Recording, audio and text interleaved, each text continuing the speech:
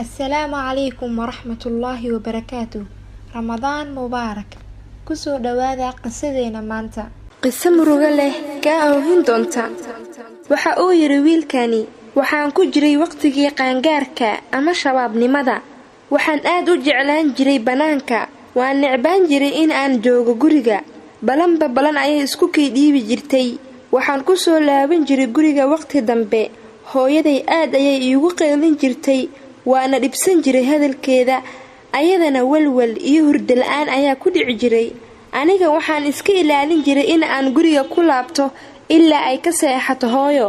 Hooyana waxay gaartay heer ay iska seexato, laakiin warqad ayay ii qori jirtay oo ay igu dhajin jirtay jikada hortiisa oo ay ku qoran tahay cuntada meesha ay ii dhigtay iyo noocay tahay. Waxaan saas ku socdo oo habeenkiina iska wareegayo, maalintiina iska hurdaba. heer waxay gaartay hooyaday xataa in ay warqad iigu soo qorto dharka ka wasaqda ah soo dhigo banaanka si aan kuugu dhaqo subaxii. yaa Allah, la yaab badana. Wuxuu yiri habeenkii dambe ayaan waqti hore guriga ku soo laabtay, mise waxa ii dhigsan warqad ay ku qoran tahay in ii baahan yahay. Laakiin waqti aan ku soo aqriyo warqadaas ma haysanin oo hurdo ayay haysay. Banaanka ayaan ka soo casheeyay oo cunto uma baahnayn. Sariirta ayaan si toos u tagay aniga oon aqrinin warqada waxa ku qoran. Hurdada i hayso darteeda waxaan hurdaba.